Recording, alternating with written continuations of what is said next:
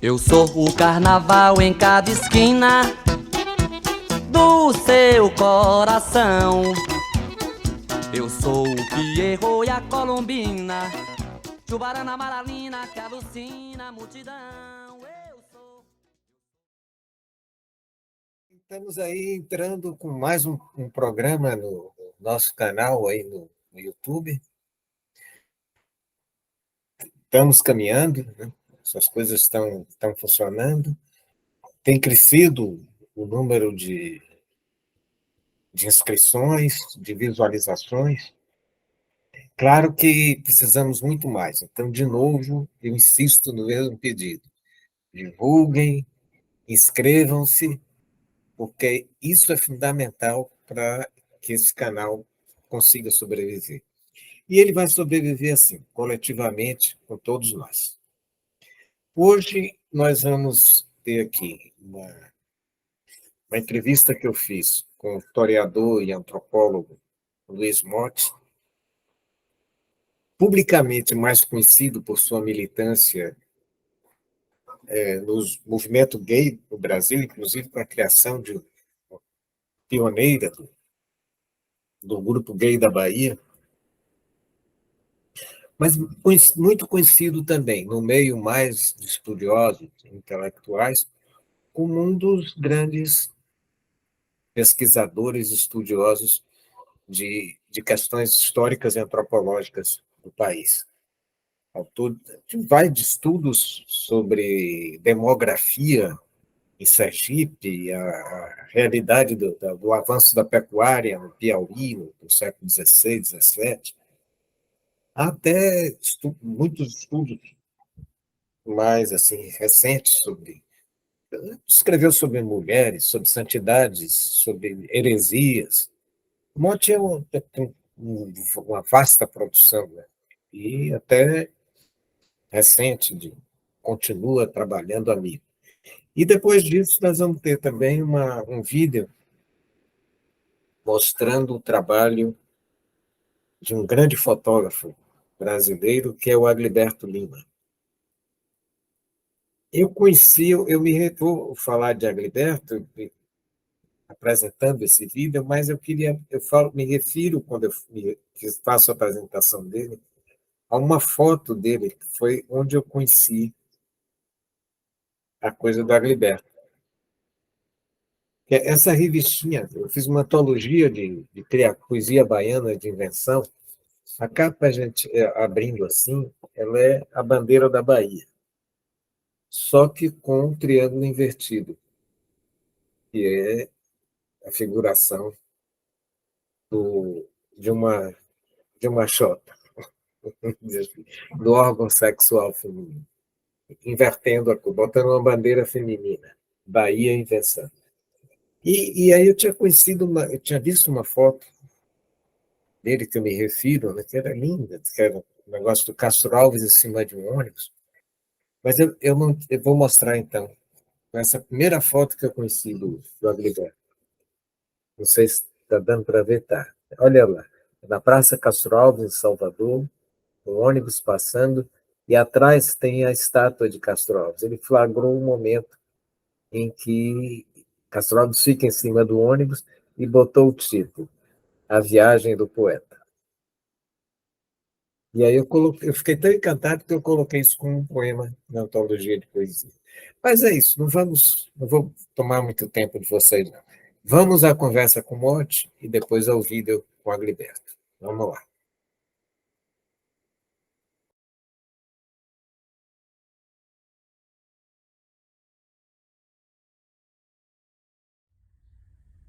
Meu querido amigo Luiz Mote, nasceu em São Paulo há tempos.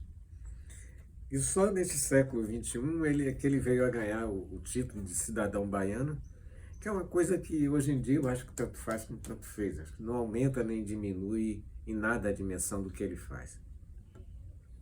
Eu não me lembro exatamente de quando nós nos conhecemos, né? Mas certamente não foi na cama. Me lembro, todavia, de vários momentos públicos em que nos encontramos, como uma passeata cara pintada pelo impeachment do então presidente Fernando Collor. Mas essa é outra conversa. De momento, o que tenho a dizer é que Motti é paulista, filho de família mineira com ascendência italiana, filho e irmão de escritoras. Sua mãe é Odete Barros Motti, um nome bem conhecido da nossa literatura infanto-juvenil. E ele é irmão da historiadora e militante feminista Maria Lúcia de Barros Motti. Eu não sei se Motti chegou a ser padre, usar batina, celebrar missa e tal, mas, como também meu amigo querido Paulo Leminski, Motti foi seminarista, eu acho que dominicano. Ele é sociólogo, tem mestrado em etnologia pela Sorbonne e é doutor em antropologia. Durante muitos anos, foi professor de História e Antropologia, num tempo em que a Universidade Baiana ainda era séria. Mas é mais conhecido do público por seu desempenho como militante, fundador do pioneiro Grupo Gay da Bahia. É uma das personalidades centrais do mundo gay brasileiro e é autor de estudos e livros importantes para todos nós, a exemplo de Escravidão, Homossexualidade e Demologia, e Rosa Egipsíaca, uma santa africana no Brasil, que recentemente foi tema de desfile de escola de samba no Carnaval Carioca. Vamos conversar com o Motti agora.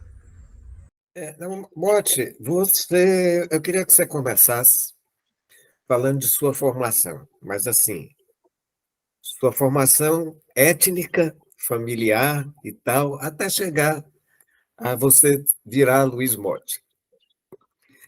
Você é um mestiço brasileiro com ascendência italiana, não é isso? Fale de Eu sua... sou.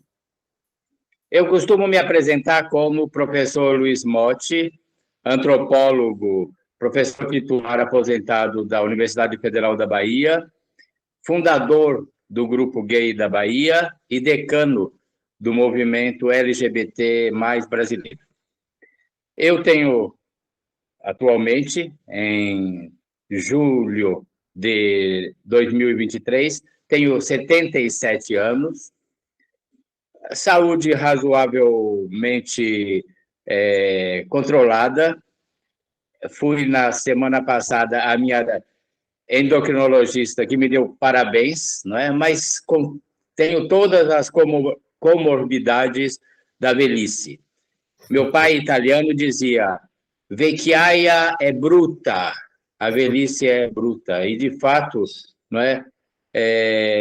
Sinto, eu sou de 46, minha casa nos Barris é de 1935, ambos em acelerado processo de destruição. A minha casa cheia de cupim, as janelas com problema, goteiras, e eu, dor de artrose no joelho, enfim. Mas sempre fui otimista, sou uma pessoa que tem uma esperança, uma expectativa que toda essa luta que eu desenvolvo e, de certa forma, lidero há quase 50 anos, essa luta está sendo vitoriosa. E, às vezes, com progressos mais rápidos do que eu imaginava em termos de direitos da cidadania dos homossexuais, como eram chamados em geral. Nos anos 80, quando eu fundei o Grupo Gay da Bahia, a palavra homossexual e gay englobava todo mundo. A travesti Rogéria dizia: eu sou gay, não é? A Martina Navratilova, a tenista famosa, lésbica, e a Marina Silva, uma das primeiras VIPs a se considerar gay, se diziam gay, não se diziam lésbica, de modo que, então, nesses anos pioneiros da década do início de 80, havia um conceito guarda-chuva que acolhia e abrigava toda essa sopa de letrinhas infinita que eu não coaduno, que eu não participo, eu só digo LGBT e boto um mais para incluir o XYZ, que cada dia inventa uma nova categoria, afirmação identitária que a gente nem sabe o que é. De modo que, então, voltando à minha biografia, eu tenho 77 anos, vivo há 44 anos na Bahia, eu cheguei em 79,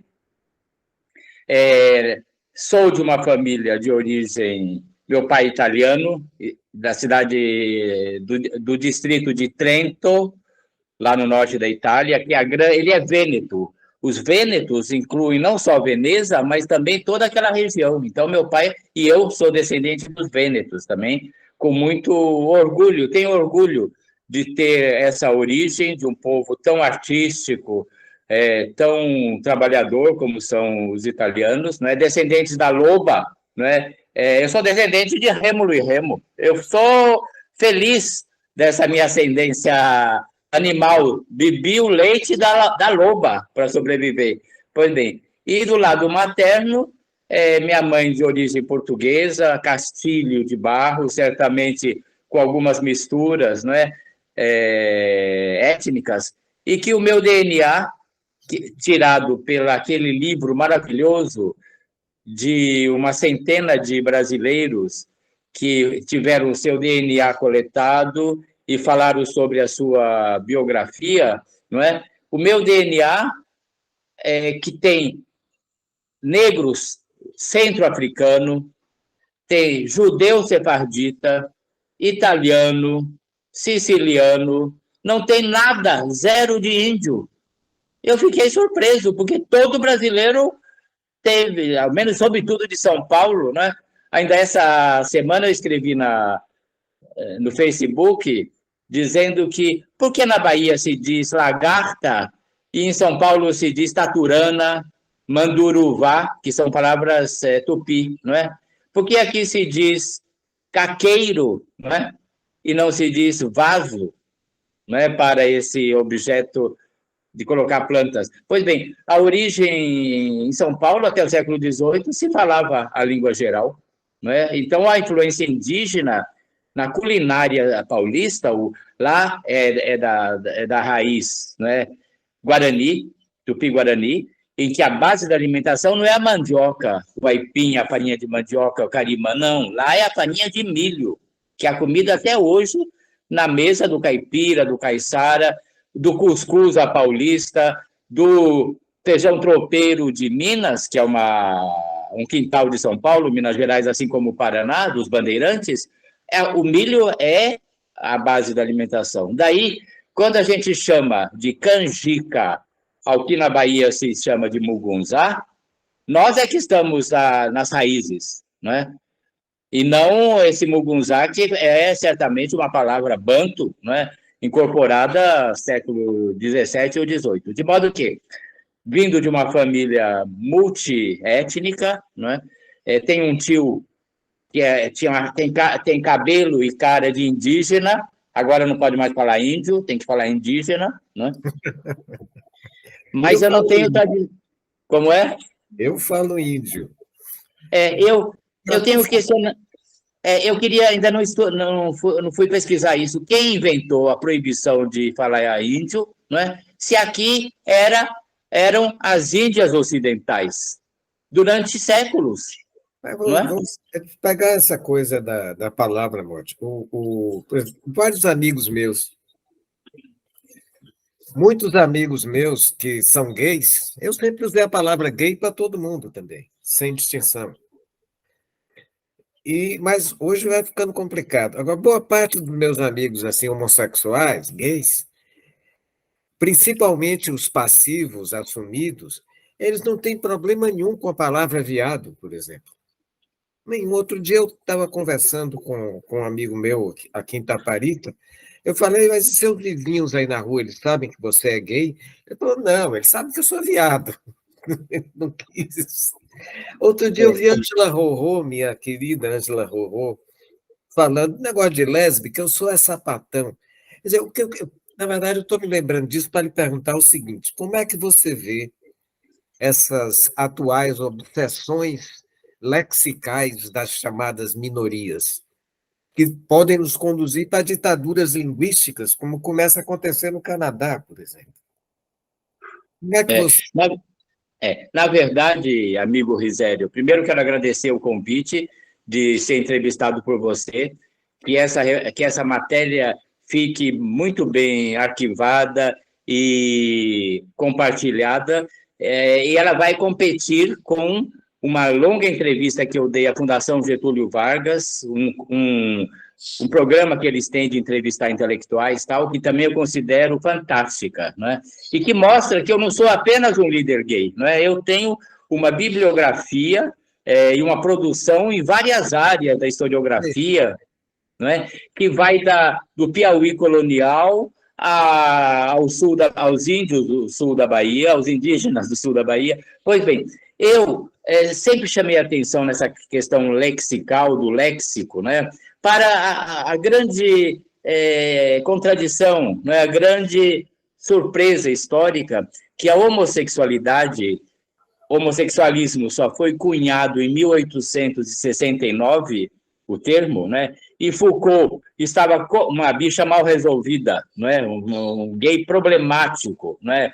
Que gostava dos excessos, gostava de sadomasoquismo, mas que só no final da vida, já com HIV/AIDS, é que ele se aproximou do movimento de defesa da cidadania dos PD.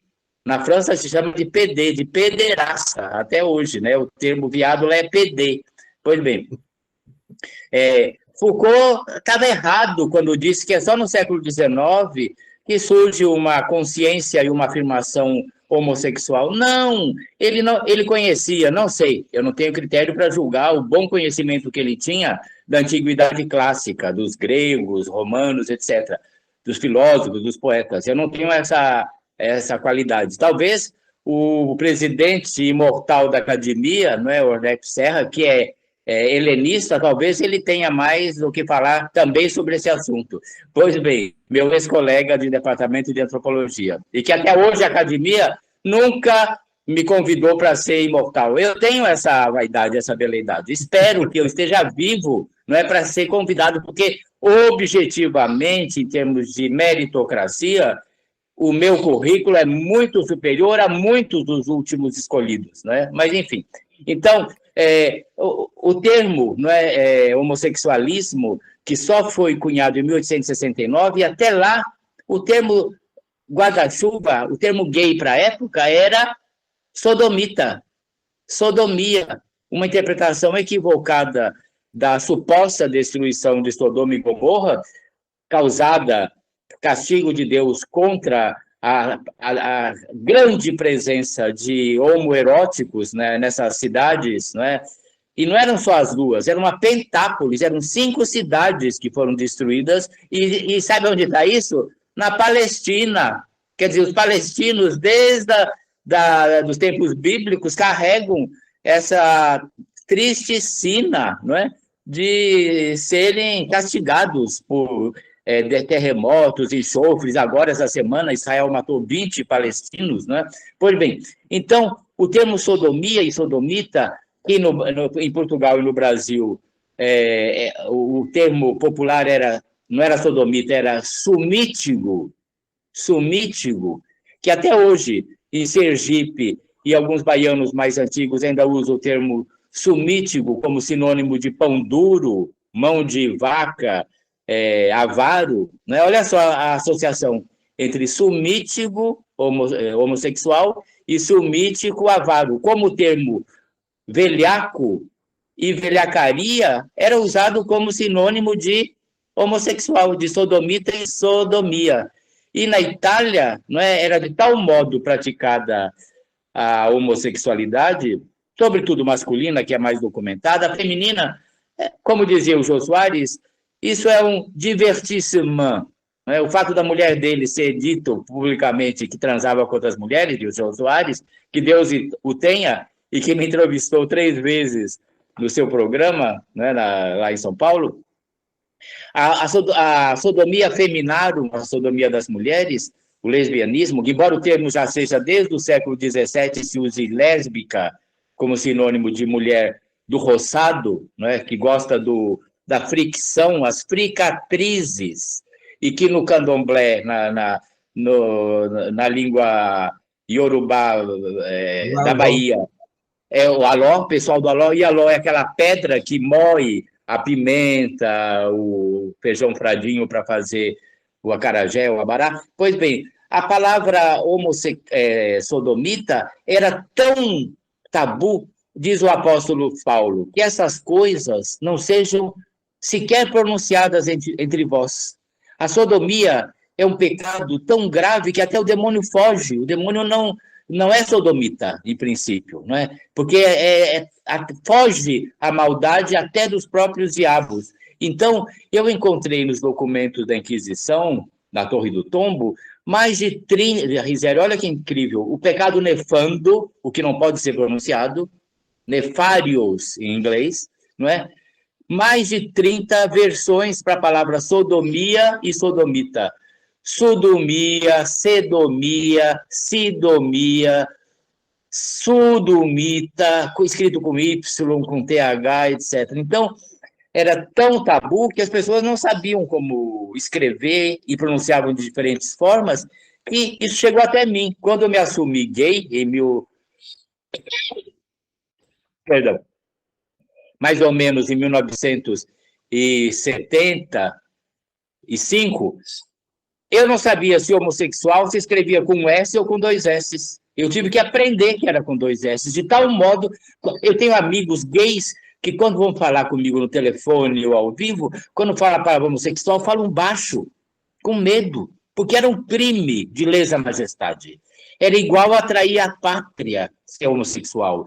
Era igual a fornecer arma para os índios, o crime da sodomia. De modo que, então, eu, em relação a essas palavras, né, eu ainda acho que a palavra homossexual, não é, com a própria mistura homo de grego igual e sexual do latim, essa hibridez, não é, da palavra, é uma palavra boa. Eu gosto da palavra homossexual, né? E acho que ainda uso, né? E criei essa frase que vai ficar na história, né?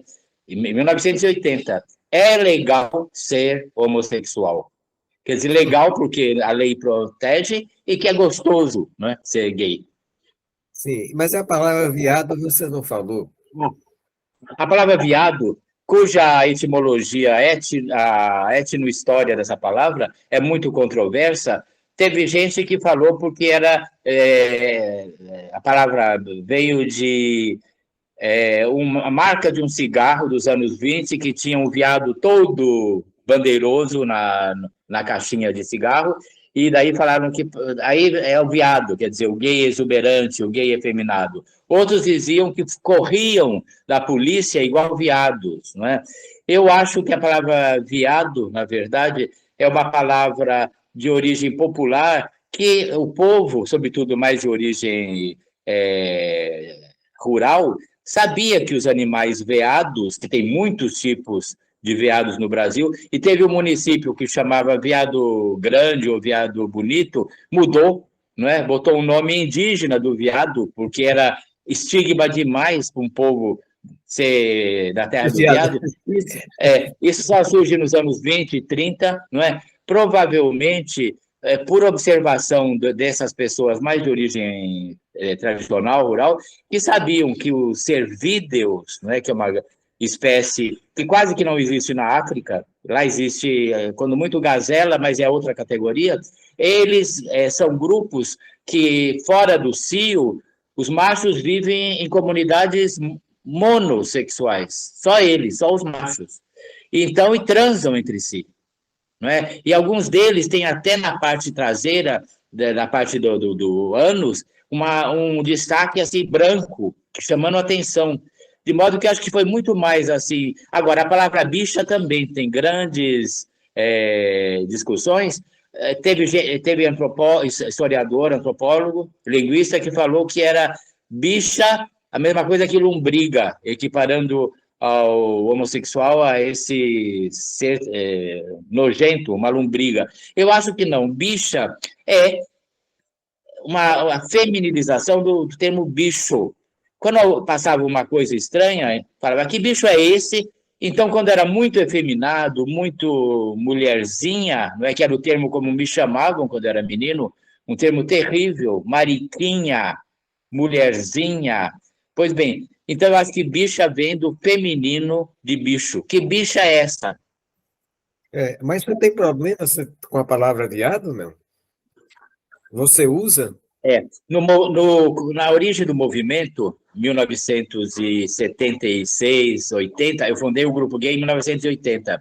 Houve um movimento de desconstrução dos insultos. Então, os gays faziam o quê? A palavra viado era muito forte, era a palavra que se escrevia nas portas das privadas, né, dos sanitários públicos.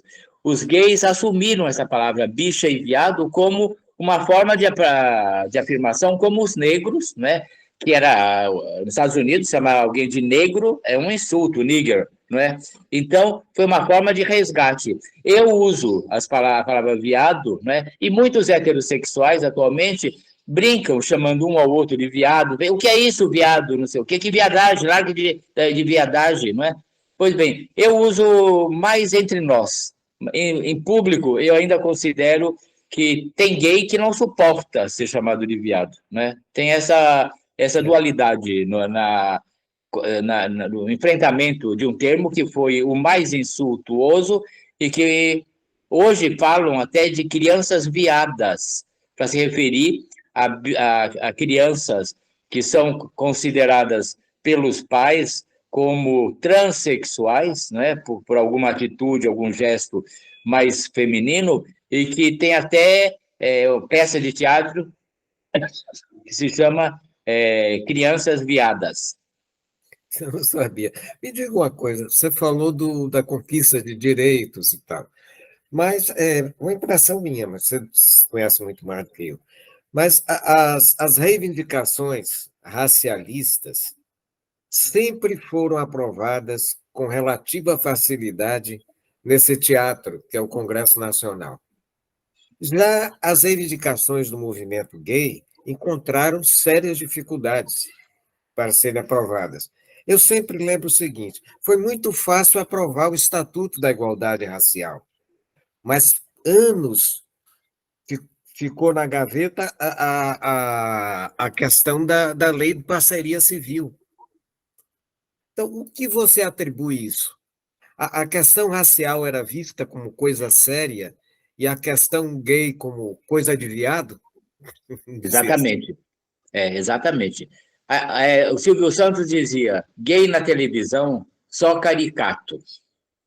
Essa ideia, não é, de que gay, como o Bibelô de Dondoca, não é, que toda véia tem o seu cabeleireiro gay. A Consuelo Pondé de Sena era apaixonada pelo seu cabeleireiro, que fazia o Chanel dela maravilhoso, uma cabeleira ótima, que a minha madrinha saudosa, né, a grande defensora do 2 de julho, do caboclo, etc., não é? Pois bem, essa ideia do viado palhaço, não é, ainda persiste, na verdade, e do viado que tira voto, ainda, porque o legislativo é tão omisso e o judiciário foi quem conquistou, quem conferiu nossos direitos legais sem ser lei. O Congresso nunca aprovou uma lei pró-cidadania LGBT.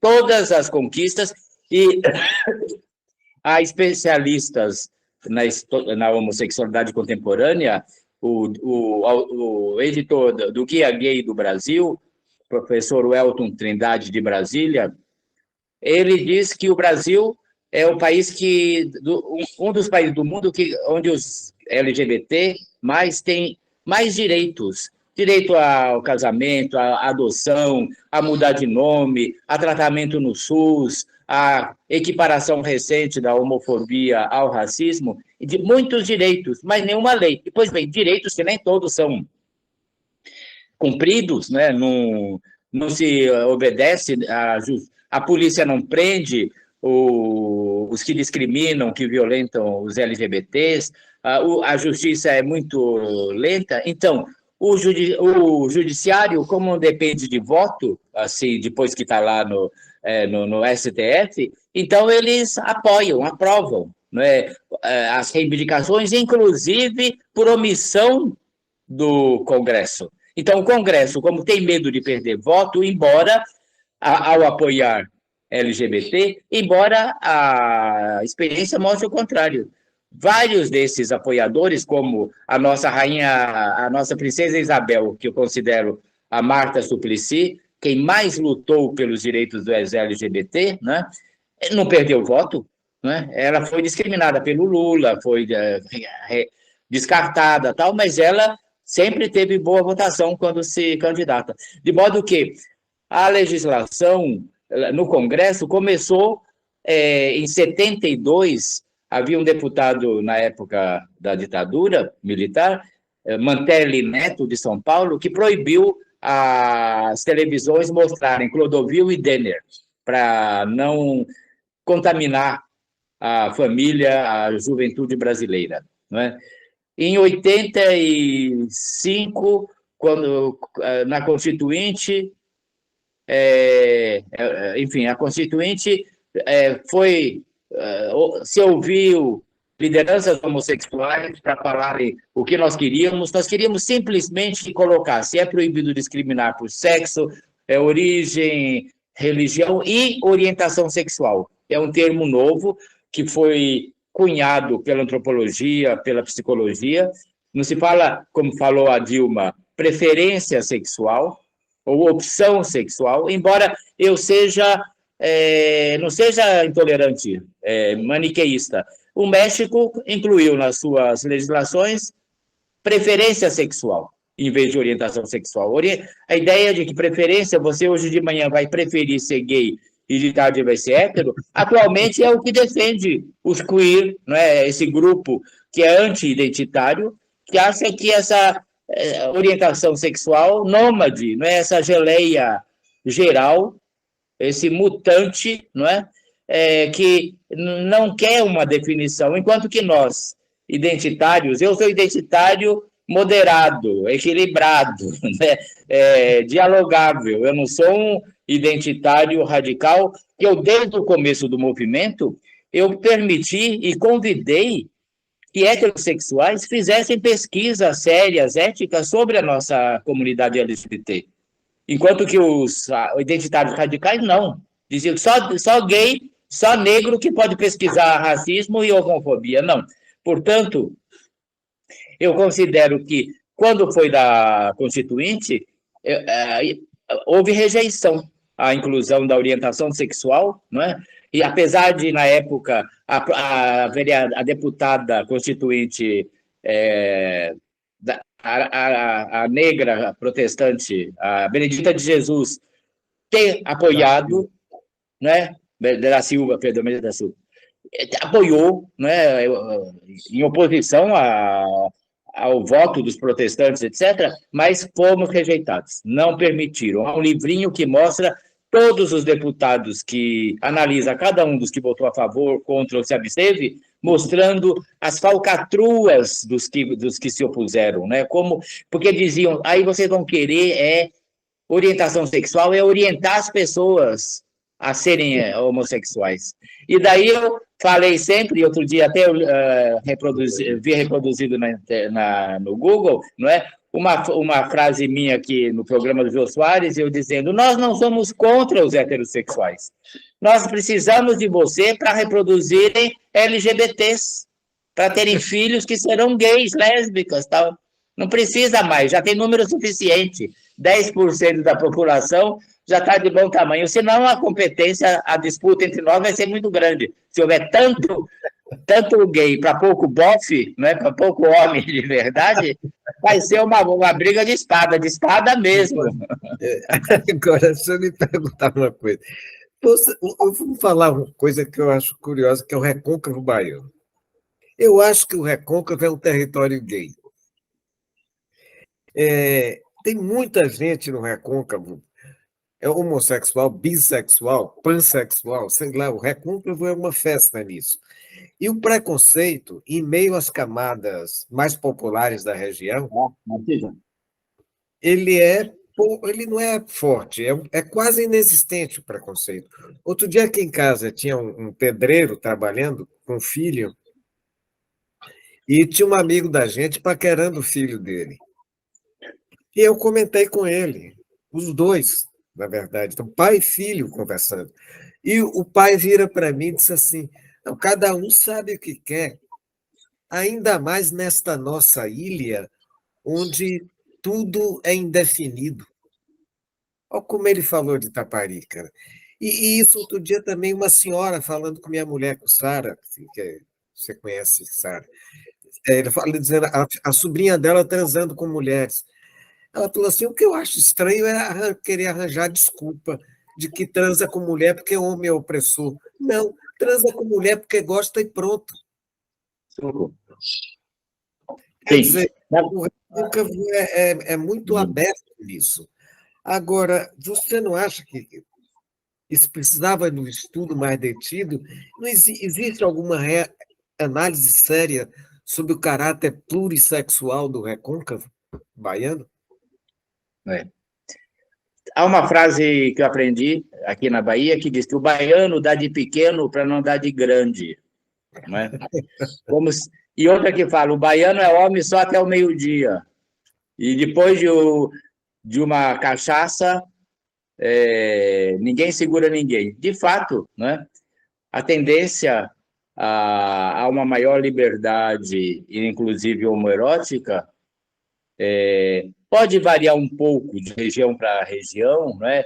Há estudos desde o século XIX, o próprio o tradutor da Mil e Uma Noites, o Richard Burton, não é?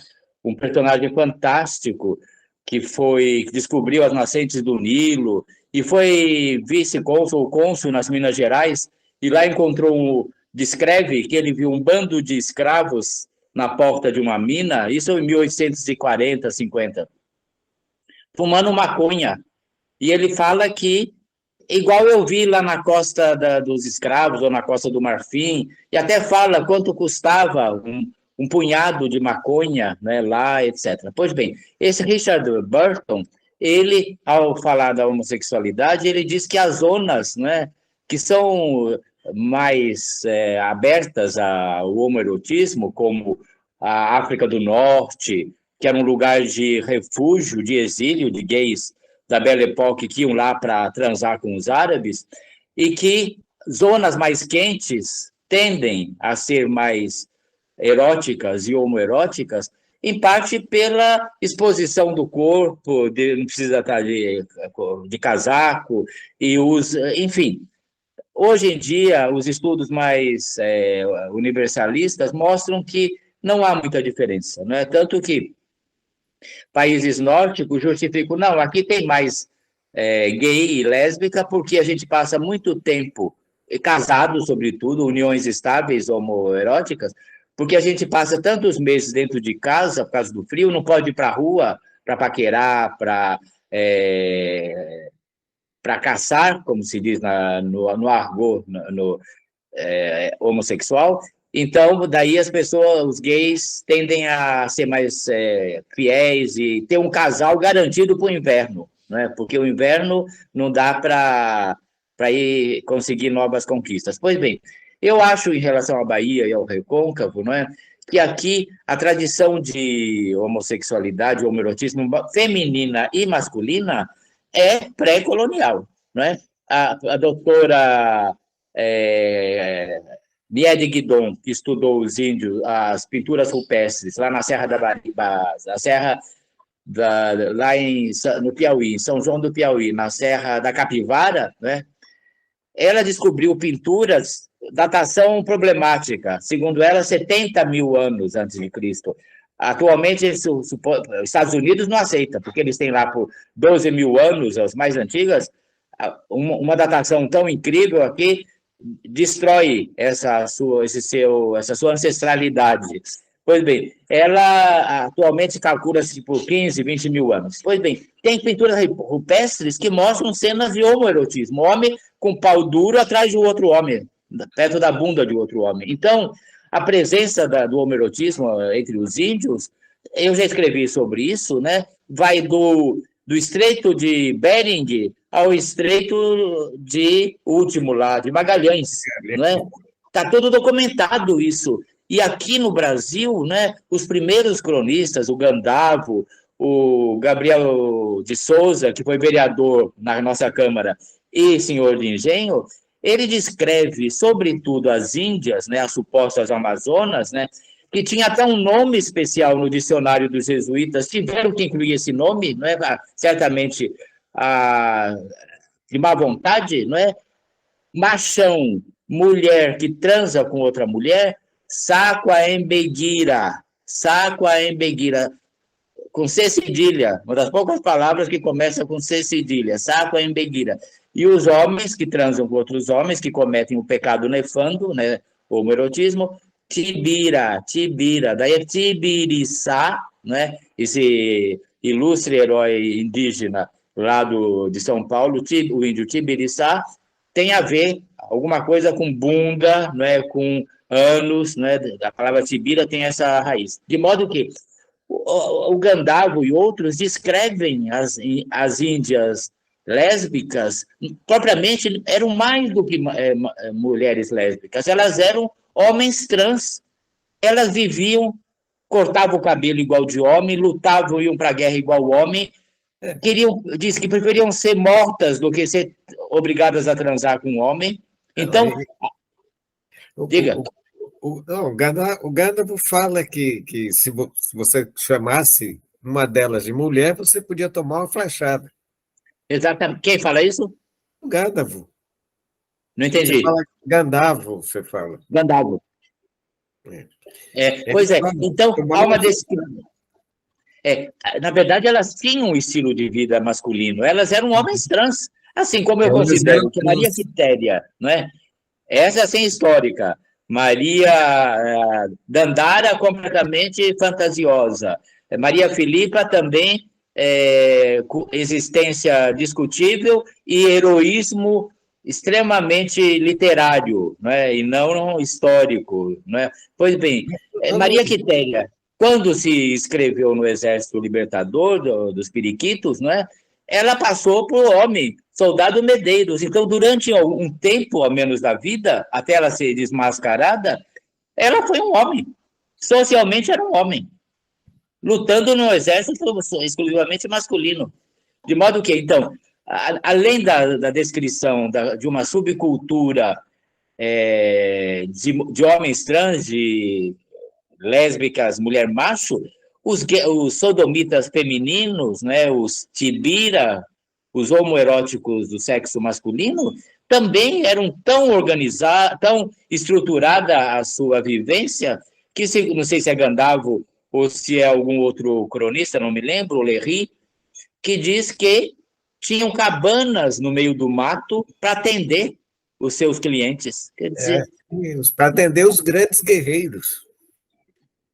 Tanto que quando... Léry fala nisso, mas acho que o Gabriel Soares de Souza também fala.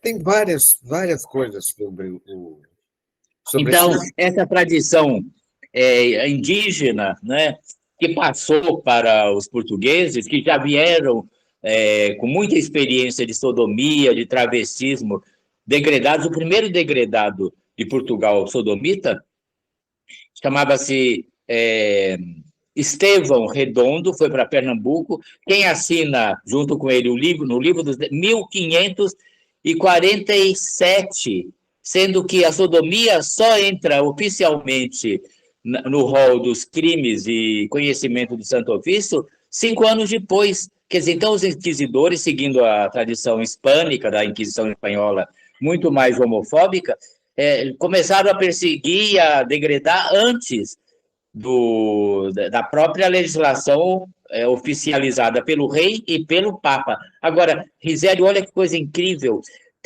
Sabe um inglês latinista que escreveu a principal história da Escócia, que chamava Buckingham? Ele é latinista fantástico. Ele escreveu um poema em latim denunciando e acusando que tinha 1560, mais ou menos, que tinha sodomita degradado pela Inquisição, que estava vivendo uma maravilha aqui no Novo Mundo, como se fosse aqui o paraíso, né, para eles, para viver a sodomia. Imagina que coisa incrível, a sodomita sendo objeto de especulação de um poeta latinista inglês, que viveu um pouco em Portugal. Olha que coisa incrível, né? Então, a tradição de viadagem da Bahia e do Recôncavo, eu acho que tem a ver com essa tradição indígena, com a chegada muito precocemente de sodomitas, que não se corrigiram, que continuaram incorrigíveis. Há vários casos que chegam até a ser presos de novo aqui, e com a chegada dos africanos, né, sobretudo de Angola, onde havia uma homossexualidade ritual institucionalizada, os quimbanda, que hoje quimbanda significa magia negra, ao contrário da Umbanda, no século XVI e XVII, era um grupo, uma quadrilha, como era chamada pelos cronistas, de feiticeiros homossexuais, travestidos, que se vestiam como mulher. E o nosso famoso Francisco Manicongo, que foi denunciado à primeira Inquisição, 1591, ele se recusava a usar a roupa de homem que o seu senhor lhe dava, e foi denunciado por isso. Não foi queimado, não foi preso, não aconteceu nada, só foi admoestado. De modo que essa tradição triétnica, não é, de índios, negros e portugueses, é que faz com que na Bahia, não é, e o clero era muito relapso, a Inquisição fazia olho grosso para essas coisas, de modo que teve um sodomita aqui no século XVII, que era considerado de voz pública e fama, que era sodomita, e fanchono. Fanchono era outro termo, equivale mais ou menos ao nosso bicha, que era um pouco efeminado e tal. Ele passou anos aqui, sem ser preso, e todo mundo sabia que ele era sodomita. Deixa eu ver. Mudando, já que a gente falou de história, e mudando um pouco de assunto, você é muito respeitado como um pesquisador sério, que respeita os fatos. E como é que você se sente nessa conjuntura mental, hoje em dia, quando o que conta não é o fato, mas a versão política, a ficção ideológica, todas essas falsificações da realidade?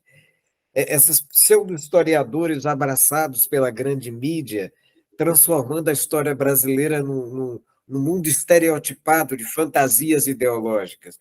Quer dizer, como é que você tem reagido a essa fantasia de como todos os pretos na Bahia descendem de príncipes, ou esse desfile de dandaras e tal? Como é que você vê essa falsificação geral da história brasileira?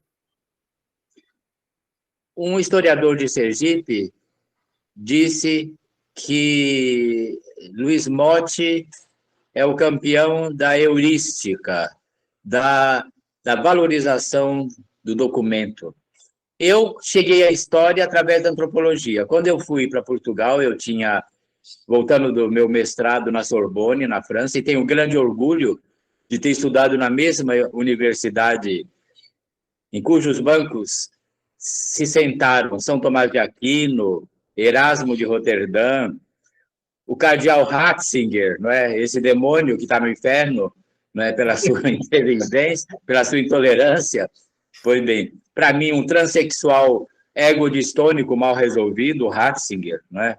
Porque ele não queria ser só gay, ele queria ser uma mulher maravilhosa, uma abadesa, uma papisa, mas ele, pois bem, foi o pior de todos, né? Foi ele que inspirou João Paulo II, santo, Olha, eu li recentemente, João Paulo II, foi o Papa que mais canonizou, vulgarizou, inflacionou a beatificação e canonização. E agora o Francisco ultrapassou. É o Papa que mais beatificou e canonizou na Igreja. Vamos falar dessas falsificações da história brasileira, Monte? Exatamente, né? Então, o Papa, essas falsificações, adulterações da história, eu, como fui da história através da antropologia, eu passei a entender a importância do documento, e ter um respeito, não é, pela documentação. História oral conta, mas uma história oral que consiga fazer a genealogia, não é? Que consiga chegar às raízes, saber quem passou para quem, quais são as fontes. Os evangelhos só foram, a versão atual, 4 séculos depois da morte de Jesus Cristo, né? Certamente houve outros evangelhos, manuscritos que serviram de inspiração, mas a versão completa é somente 400 anos depois. Pois bem, eu considero... Perdão. É uma gripezinha. Eu considero essa apropriação indébita, né, de uma tradição literária, na maioria dos casos, tanto para Zumbi, quanto para Dandara, quanto para Maria Filipa, né, abusiva, desrespeitosa com os verdadeiros ancestrais, né? Falar de Dandara como a mulher... todas elas jogam capoeira, todas elas usam bata, né, de chita e turbante, como Cacá Diegues fantasiou o Quilombo de Palmares com o visual Nagô, Yorubá, que é somente século XVIII. E século XVII, certamente no Quilombo, não tinha o candomblé, os rituais que ele chupou, copiou do candomblé contemporâneo. De modo que eu acho mal, porque temos verdadeiras heroínas, não é? Documentadas, como a primeira advogada do Brasil, não é? Assim nomeada pela própria OAB, que é a Esperança Garcia, uma escravizada do Piauí, metade do século XVIII, que escreveu uma petição contra os maus tratos do feitor, ou como a primeira escritora negra do Brasil, a Rosa Egipcíaca, que chegou a escrever 250 páginas, e que sobraram 2 ou 3, porque o resto foi queimado com medo da Inquisição. E a própria Maria Firmina, lá do século XIX, Maranhão, professora concursada, escritora, né, jornalista na época, não precisa inventar Dandaras. Inventar 2 filhos de Zumbi com Dandara, com nomes gregos, de heróis gregos, da onde tiraram isso? Não é? E a mesma coisa com Maria Filipa. Mesmo que ela tenha um registro de batizado em outra freguesia, de Maria Filipa de Oliveira, e tem um túmulo, me disseram, em Itaparica, no cemitério, com o nome de Maria Filipa, outras Marias Filipas existiram. Inclusive, o próprio Risério me lembrou que a filha de Caramuru, com Paraguaçu, se chamava Maria Filipa, né? Nome que o avô de João Ubaldo deu para sua filha, que tia de João Ubaldo, do nosso escritor itaparicano. Agora, eu fico admirado do ufanismo e do bairrismo itaparicano. Todos que são daí, e que aí vivem, como é o caso de Riséria, falam da ilha como o Éden, não é? O paraíso. Eu acho que é um pouco de exagero também, é um pouco de falsificação da realidade itaparicana. Mas a falsificação é engraçada, porque o lugar onde o narcisismo baiano ultrapassa os seus próprios limites é em relação ao 2 de julho. O 2 de julho foi uma luta do Brasil contra Portugal. É uma guerra de libertação nacional, onde as tropas portuguesas ocuparam a parte setentrional do Brasil e se estende da Bahia ao Maranhão. Não, agora o narcisismo baiano fala assim, o Brasil ficou independente na Bahia no 2 de julho. Não é bem assim. Agora, Itaparica já é mais narcisista também, quando você fala. A versão, eu começo a rir, porque chega esse narcisismo baiano, é o 2 de julho. Em Itaparica, o que se diz é que não teria existido o 2 de julho sem o 7 de janeiro em Itaparica. Então, o Brasil ficou independente por causa do 7 de janeiro em Itaparica. Isso não tem limite. E agora, você teve também você falou em Zumbi, você foi vítima de uma violência da homofobia racialista quando você levantou a hipótese de que Zumbi era gay. Você está bem lembrado disso, né? Atacaram sua casa, tudo, não é? Claro. A militância, a luta pelos direitos dos homossexuais, dos LGBT+, historicamente foi alvo de muita repressão. O fundador do movimento na Europa, um judeu alemão, Hirschfeld, Dr. Magnus Hirschfeld, é um filme belíssimo, O Einstein do Sexo. Ele fundou em 1870 e depois em 90 o Instituto da sexualidade em Berlim, maravilhoso, tinha uma biblioteca de 5.000 volumes, coletou material iconográfico sobre a homossexualidade. Ele tinha um feito com uma presa de marfim japonês do século XVIII, XVII, coisa mais linda. Em 1935 ou 33, os alemães, a juventude alemã invadiu, tem fotos, jogou tudo pela janela, fez uma enorme fogueira e ele teve que fugir. Então, a perseguição a quem ousa sair do armário, porque aqui na Bahia é assim, quando eu cheguei, todo mundo sabia que Vivaldo Costa Lima era viado, chibungo, como se dizia, que o pintor, como é o pintor... Carlos Bastos. Carlos Bastos também jogava no time, que, enfim, até o tapeceiro, não é? Genaro tem documentos impressos na mídia que dizendo que também era, etc., mas era a lei do silêncio. Você finge que não é, e eu finjo que eu não sei que você é. Então, Pierre Verger, outra, que disse para Peter Frey, o antropólogo Peter Frey perguntou, por que o senhor veio para a Bahia, tendo viajado por tantos lugares e tal? Ele falou assim, porque eu gosto de dar para os negros da Bahia. Né? Essa foi a resposta que ele deu. Então, eram todos viados oficiais, frequentando a CM, frequentando a aristocracia, as colunas de Julie na tarde. Eu nunca fui citado por essa absurda Julie, que está no inferno, né? Porque eu sou gay, e eu fui comendador 2 vezes, e ninguém era comendador, a não ser o cardeal Dom Lucas, e ela não citou eu ter recebido essa distinção. Pois bem, então, o problema era não se assumir. E como eu me assumi,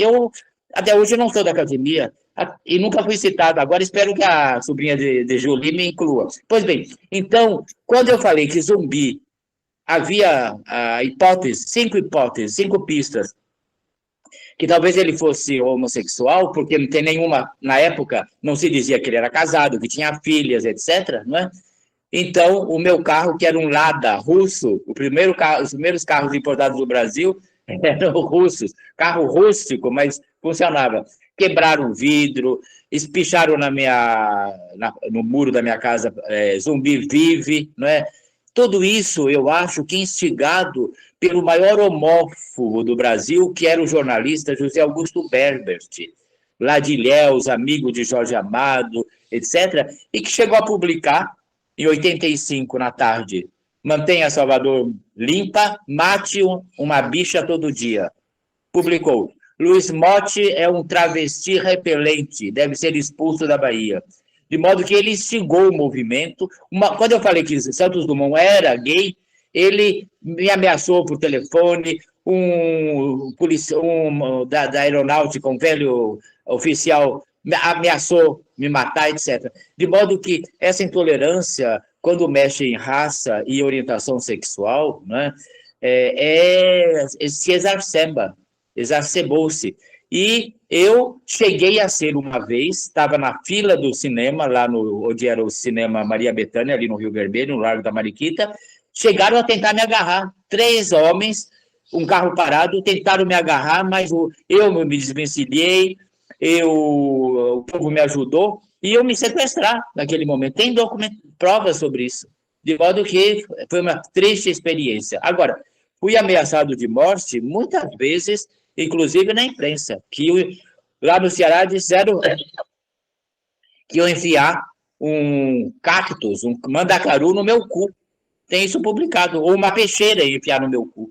Né? De modo que, aliás, forma como Zumbi foi castrado, ou então, é uma forma que até hoje eu tenho mais de 5 casos documentados de gays que foram castrados. O que quer significar? Você não honrou os seus culhões, não é? Coma-os. E de Zumbi enfiaram na boca. Quer dizer, mais simbólico ainda. Né? Agora, me diga uma coisa. Vamos encerrando aqui, mas à vontade. Você é um autor razoavelmente bem lido para os padrões brasileiros. Mas aí você tem uma bela surpresa. Como é que foi ver seu livro, Rosa Egipsíaca, virar desfile de escola de samba no Carnaval do Rio? Risério, obrigado por essa pergunta. Então, você é um pouquinho mais lacônico. Você sabe que eu não... É o primeiro livro meu que tem uma segunda edição, pela Companhia das Letras. A primeira foi há 30 anos passados, 1.000 ou 2.000 exemplares, pela editora Bertrão, uma boa editora, mas eu devo ter uns 20 livros publicados, né? Mas eu nunca fui um best-seller, sou muito citado, em todas as áreas, né? Da pecuária no sertão do Piauí, população de Sergipe no século XIX, a Revolução do Haiti, é um artigo meu dos anos 80, citadíssimo. Sou muito citado no Brasil e no exterior. As bibliotecas internacionais, a Biblioteca Nacional do Rio de Janeiro, de Nova York, a Biblioteca do Congresso dos Estados Unidos, tem, assim, dezenas de livros meus. Mas eu nunca fui Minhas tardes de autógrafo são muito franciscanas, pouca gente vai. Eu não sou um grande... não tenho um fã-clube de leitores como você, tanto como João Reis, como Ronaldo Vanfas, né? Como Mary é a campeã, né? 40 livros. Mary é minha amiga, um sucesso editorial.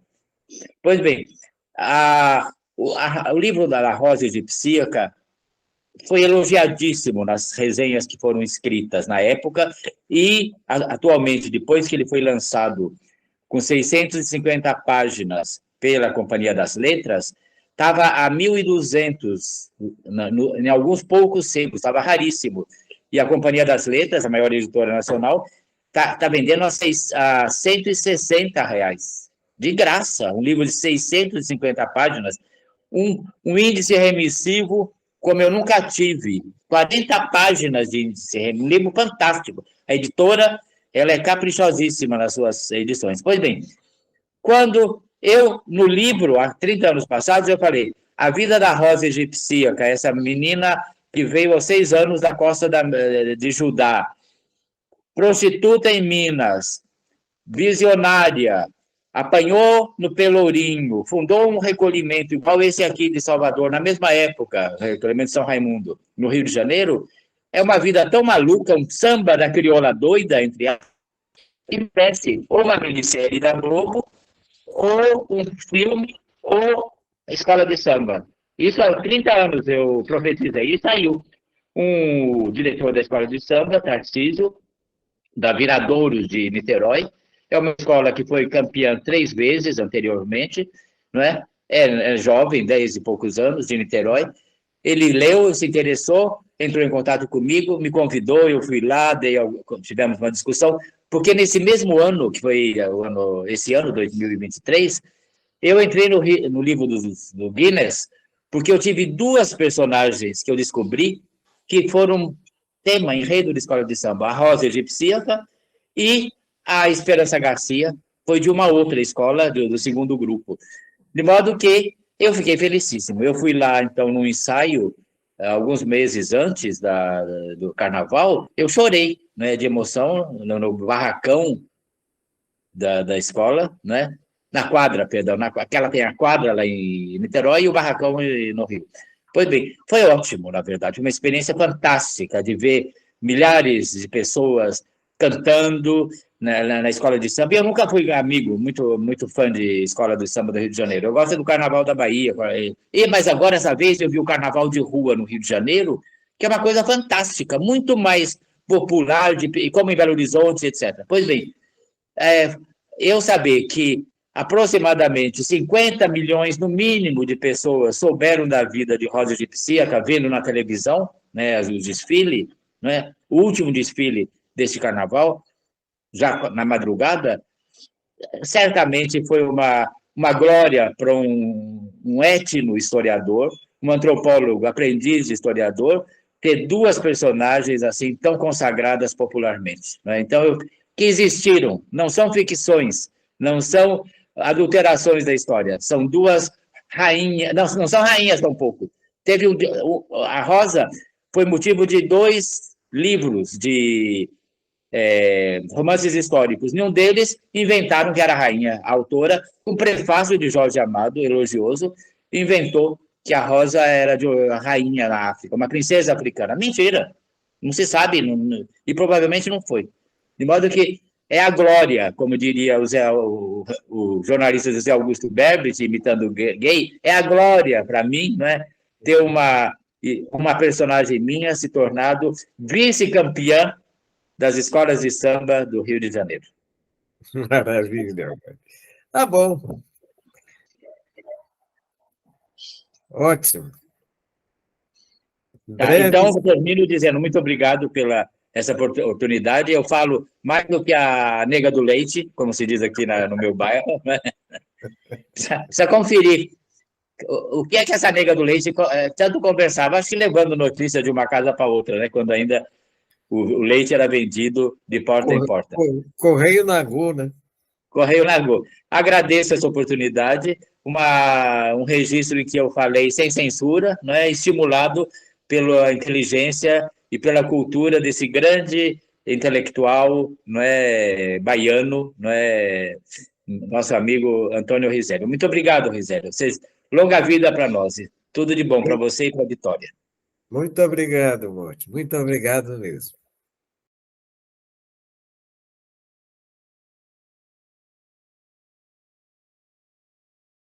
Conheci Agleberto Lima, Bel, no começo da década de 1970.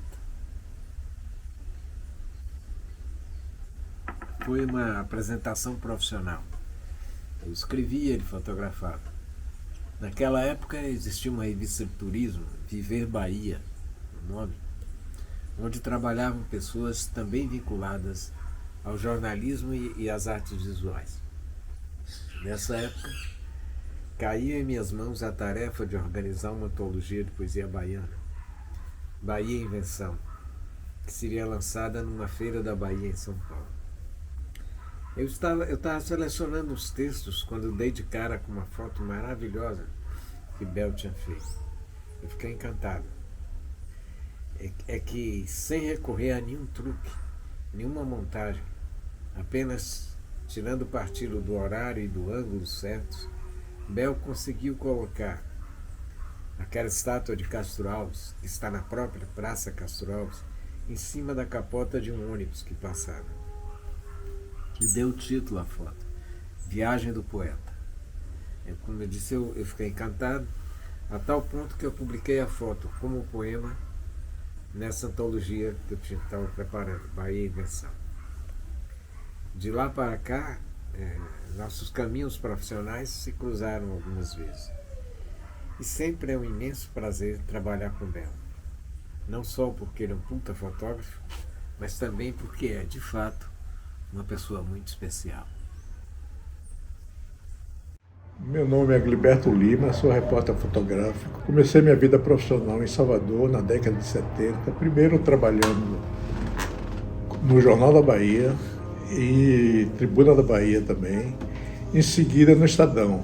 Antes que vocês vejam esse material que selecionei, gostaria de agradecer ao professor Antônio Risério pelo convite e a oportunidade de mostrar no seu canal de internet fotos que fiz nesse período de 50 anos de trabalho.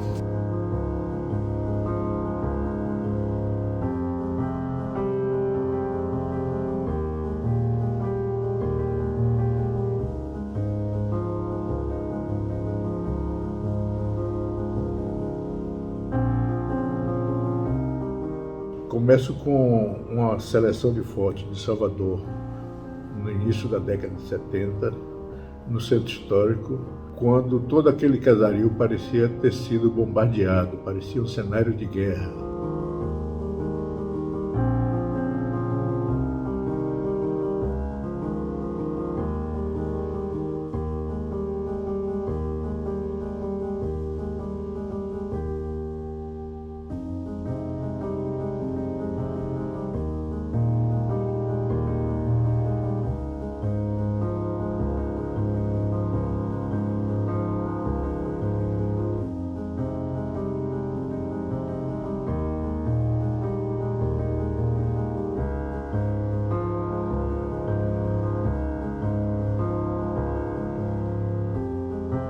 Nessa mesma seleção, algumas fotos do mestre Pastinha, já cego, morando num local insalubre, ali próximo à Fundação Jorge Amado, a casa da Fundação Jorge Amado.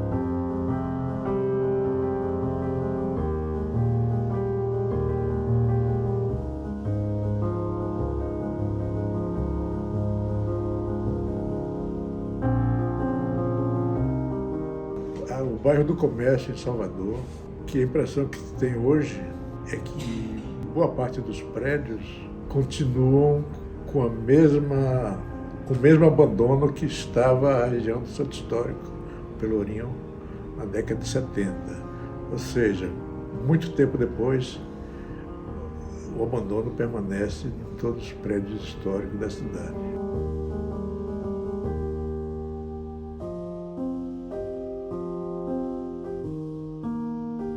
É do período de seca na Bahia, no sertão da Bahia, com filas intermináveis de pessoas, de moradores da região de Irecê e do sertão, para tentar conseguir uma cesta básica de alimentos. E centenas, milhares de pessoas à procura da água e de comida. Essa seca foi entre as décadas de 70 e 80.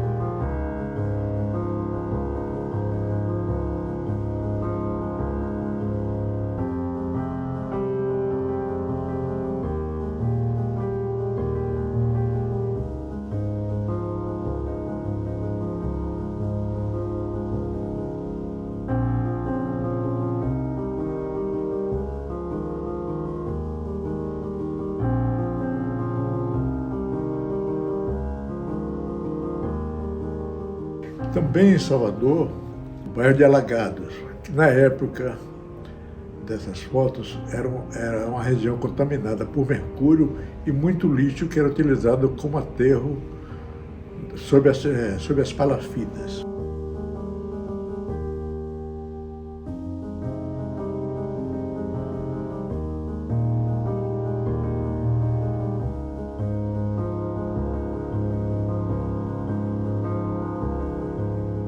A quantidade de pessoas que cavavam o leito da Enseada dos Tanheiros, onde fica alagado, para se alimentar do marisco contaminado que ali existia, é impressionante.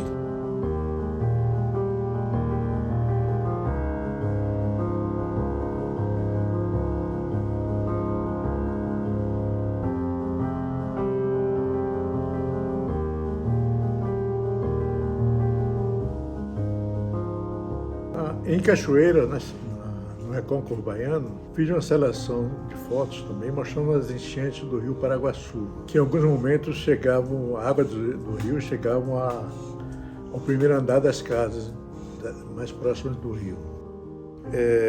Tenho também algumas fotos da procissão da Boa Morte e do convento da Ordem Terceira do Carmo, que estava totalmente em ruína, sem telhado.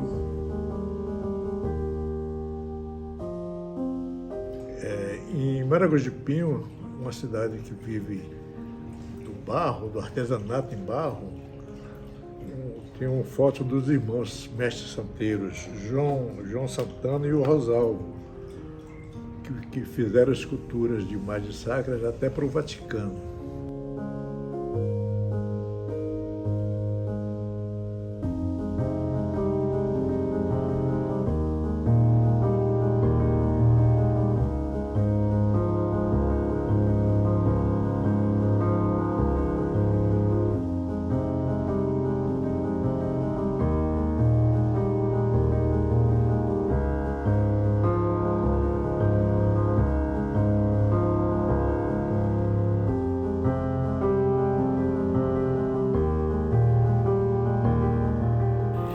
São Paulo é uma cidade fascinante.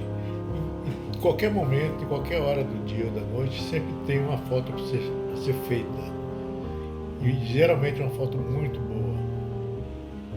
Entre uma pauta e outra, é possível que no caminho você encontre uma cena muito mais importante, muito mais interessante do que é aquela que você saiu para fazer.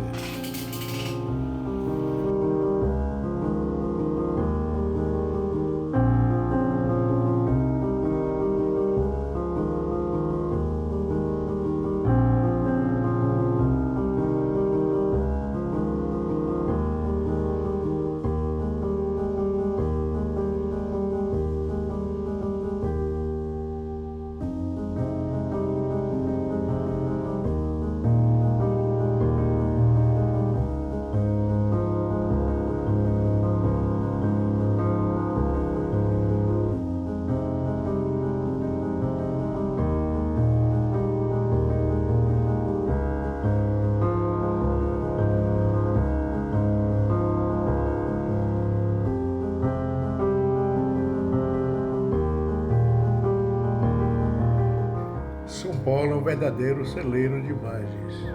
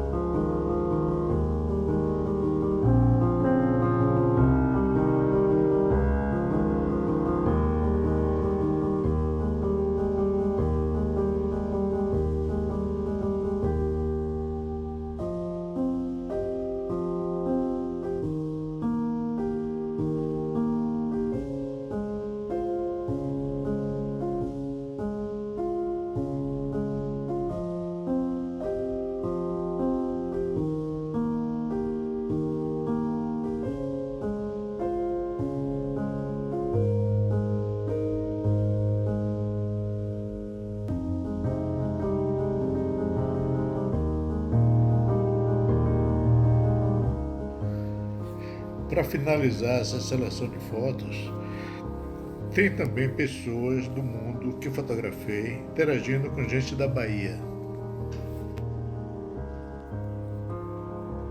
E ao contrário, também baianos que interagem com o mundo.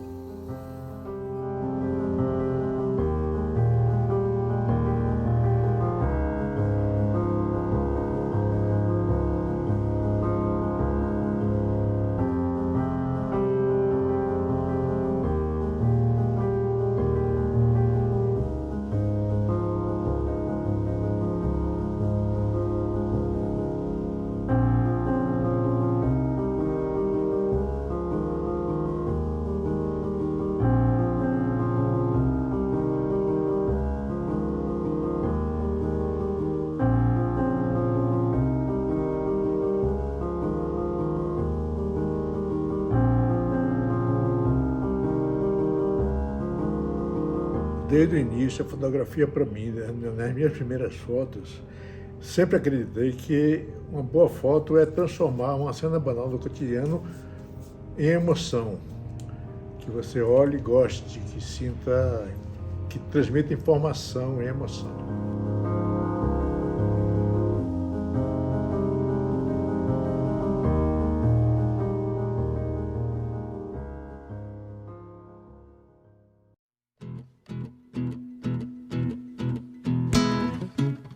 Ok, aru alacuru, oxotocan, xoxô. Ok, aru alacuru, oxotocan, xoxô.